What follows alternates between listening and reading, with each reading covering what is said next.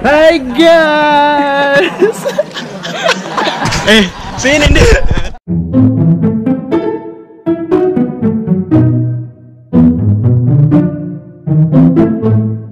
Halo, kita ada di lokasi pertama nih, sekitar 26 km dari kota Purwodadi, Kabupaten Grobogan, di Jawa Tengah. Stasiun pengamatan ini terletak di Depresi Randu Blatung, di antara zona Rembang sama zona Kendeng. Dikenal luas dengan keberadaan api abadi. Nah, di sini gas didominasi oleh metana atau CH4, tergolong ke dalam gas biogenik. Kemudian gas ini diprediksi berasal dari batuan sumber, yaitu dari formasi tawun yang kemudian bermigrasi ke reservoir dari formasi Selerjo. Nah, ini ada dua lokasi, kita bagi dua. Lokasi pertama itu di sana itu gas asli langsung gitu. Nah, kita di sini tuh yang lokasi kedua adalah kolam namanya Sendang Dudo. Itu dia juga sipit gas juga, tapi dia ada di bawah air gitu. Tadi udah diskusi, jadi dari airnya sendiri itu dia suhunya sebenarnya nggak terlalu hangat ya. Untuk baunya itu dia berbau sedikit. Baunya itu adalah dari kandungan sulfurnya, bukan dari CH4-nya. Karena kalau CH4 sendiri dia sebenarnya sifatnya tidak berbau. Oke, kita di lokasi kedua sekarang. Dari lokasi pertama 25 meter ke arah barat. Ini nanti ini bentuknya dia gas yang merembes dari sela-sela batuan. Dia tuh ada apinya sebenarnya. Jadi itu ada gas, kita ada kasih api. Tapi karena siang jadi nggak terlalu kelihatan apinya. Tapi kalau kita kasih keras itu dia kebakar.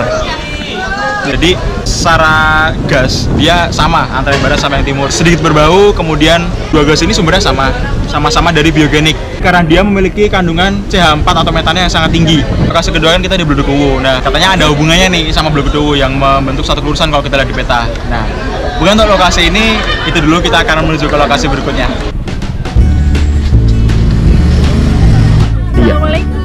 Kita sekarang ada di Bledukuwu. Itu di Bledukuwu ini penampakannya seperti itu. Ada lumpur yang keluar dari suatu titik gitu ya, kayak atau dalam istilah geologinya itu mat vulcano. Kan ada pokoknya semacam lumpur, air, dan juga ada batuan-batuannya seperti batuan metamorf, batu gamping, terus batu pasir dan batu lanas. Pokoknya apa aja yang di dalamnya dikeluarin semuanya, dan ada yang intinya tuh lumpur tapi ya dikeluarin. Betul. Jadi itu sebenarnya itu karena ada diapirisme itu yang ada di bawah permukaan ini.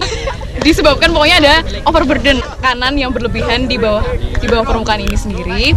Terus karena ada rapid sedimentation dan lain-lainnya, dan ketika itu kegencet. Nah, kegencet itu jadilah mat volcano seperti yang ada di belakang kita ini. Nah, kenapa sih di sini ada kelurusan, ada mat vulcano di Bledukuwu ini, ada mat vulcano di Lapindo? Karena diperkirakan di bawah sana, di formasi tawun itu ada air laut pada suatu sedimen yang itu tuh kemudian di atasnya terendapkan sedimen yang cepat. Jadi dia kegencet, bahasanya tertekan, dia semakin dalam terpendam, dia semakin tinggi pressure-nya. Nah, membuat mat diapir.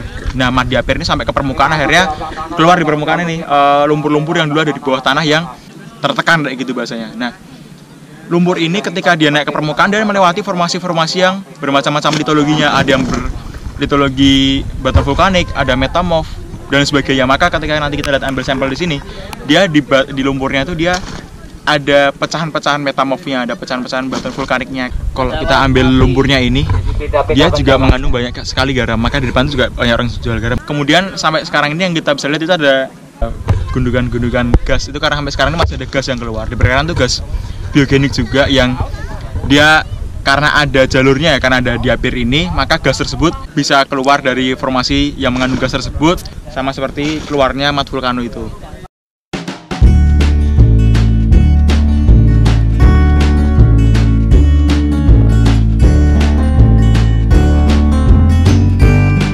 Kita di lokasi ketiga, di atasnya Sungai Braholo. Tadi kita udah observasi. Kita menemukan ada beberapa litofasies. Secara umum ada 3. Itu yang paling timur atau paling bawah sana. Paling bawah itu adalah batu gamping dan juga batu pasir karbonatan. Kemudian semakin ke atas perselingan, batu pasir batu lanau. Nah, kemudian semakin ke sana dia ada tebal batu pasir 1 meter. Di sini kita bisa interpretasikan bahwasanya dari bawah ke atas dia prograde atau regresi. Dia semakin dangkal. Nah, diinterpretasikan bawah tadi itu dia di slow marine, kemudian semakin ke atas dia ke lingkungan tidal. Bagian tengah ini adalah mat flat, kemudian bagian atasnya adalah sun flat. Di bagian mat flat ini dia juga ditemui berapa tanda-tanda tidal, yaitu adalah bioturbasi. Di pasar surya kan biasanya ada hewan-hewan tuh ya, biar gak hanyut dia harus membuat sarang untuk sarang vertikal. Nah, kalau kita lihat ini kan batunya banyak hancur-hancur ya, padahal kan sudah terbatukan. Nah, kita interpretasikan di situ tuh sangat sedikit jumlah matnya. Jadi pori-porinya itu sangat sedikit yang terisi oleh mat. Jadi sangat bagus porositasnya dan dia termasuk dalam clean sand. Jadi bagus untuk reservoir. Oke, selamat bertemu dengan saya, yaitu sekarang kita berada di lokasi AK Migas, dan kali ini di STM Migas ini kita akan mencoba belajar bagaimana operasional selama bekerja di bagian minyak dan gas, baik itu pengelolaan pipa dan segala macam akan dipelajari di sini.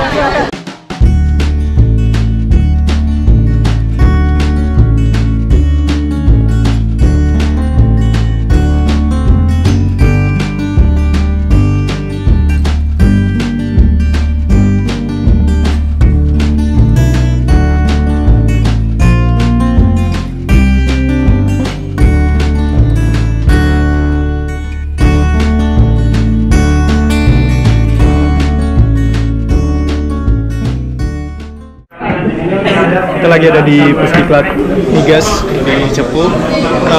Di sini kita belajar tentang simulasi pemboran, simulasi drilling. Terus dilihat di sana tuh lagi ada demonstrasi tentang simulasi drilling dan misalnya masalah-masalah kayak misalnya kick, blowout, penanganannya kayak gimana tuh disimulasikan di situ. Ini memang bekas rig asli. Oh ya, ini kau bisa lihat ya, ini bekas pipa-pipanya.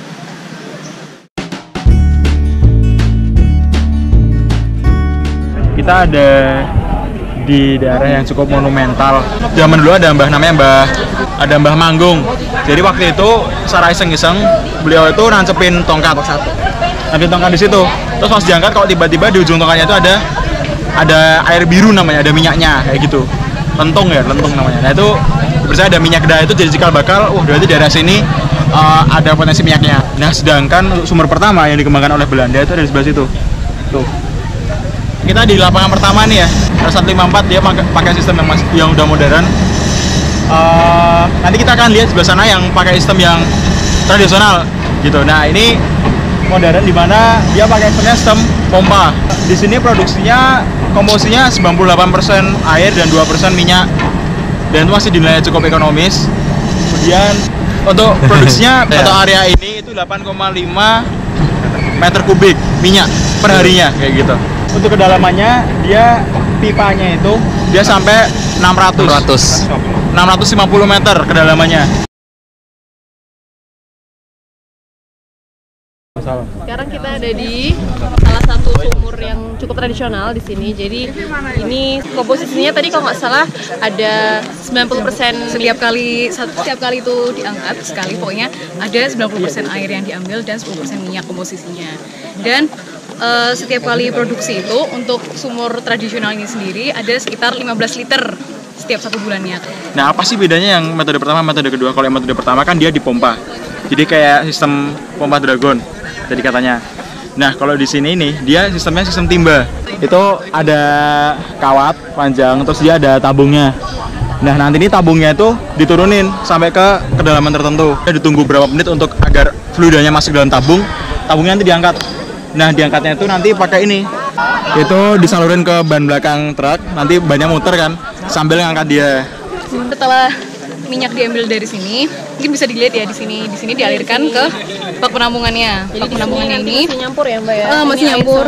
Mulai berpisah antara minyak dan juga airnya, karena air sendiri kan punya massa jenis yang lebih berat daripada minyak, makanya nanti air itu bakal ngalir ke arah sana, dan di penampungan yang di situ sudah terbentuk si minyak murninya itu sendiri.